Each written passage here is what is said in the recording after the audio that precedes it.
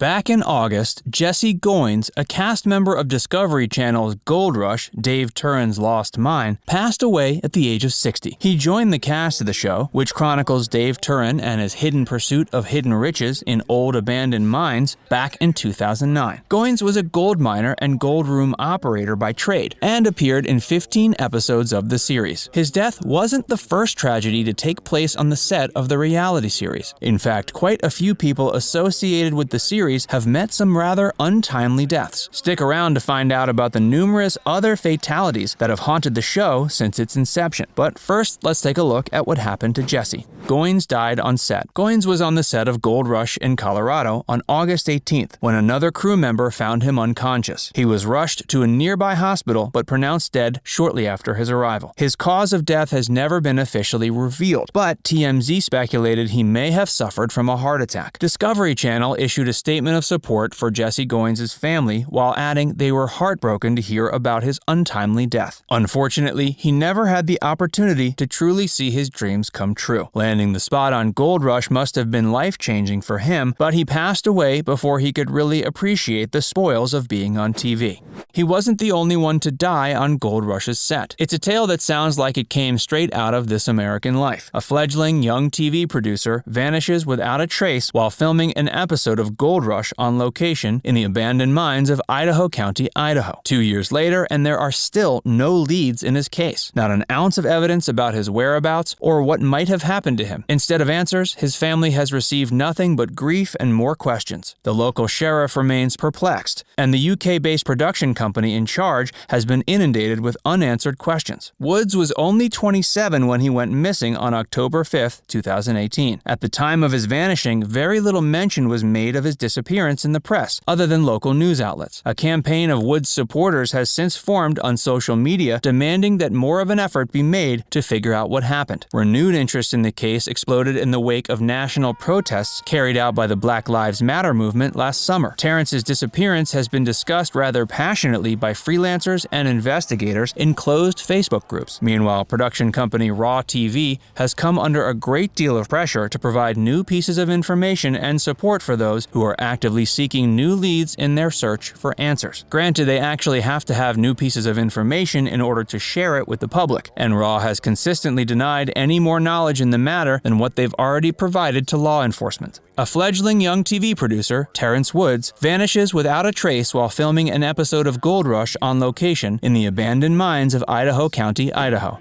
Woods' parents suspect foul play. Terence Woods' family did an interview with Deadline where they suggested his disappearance might have been connected in some way with the way he was allegedly mistreated while on the shoot. They also expressed skepticism whether the production company, taking the lead on the show, had actually given a full and accurate retelling of the events. Woods' father has especially been vocal about his belief that something sketchy happened on that cool October day. Raw TV strongly denied that Woods was mistreated. They also pointed out they actively helped out in the search and rescue effort to find him, fully cooperated with the authorities, and actively supported Woods' parents in the months after his vanishing. According to the official police report, Woods vanished while filming at Penman Mine in Idaho. Supposedly, he suddenly bolted down a steep cliff and ran off into the woods, never to be seen again. According to a witness, Woods had seemed a bit out of it that day, and one of his co-workers even suggested he might have had some kind of mental breakdown earlier that morning. His father, Terence Sr., has expressed repeated confusion about how his 97-pound son could run down a cliff without tripping, falling, or hurting himself in any kind of way. Authorities were never able to retrieve any traces of his blood or clothing, and apparently he ran so fast nobody was able to catch up with him. "My son saw something," Terence Sr. speculates. "Something happened of foul play and they're trying to cover it up." Hey, if you're enjoying this video so far, be sure to give it a like and subscribe to our channel. And don't go anywhere. We still have to hear what Gold Rush's production company has to say about Woods' disappearance.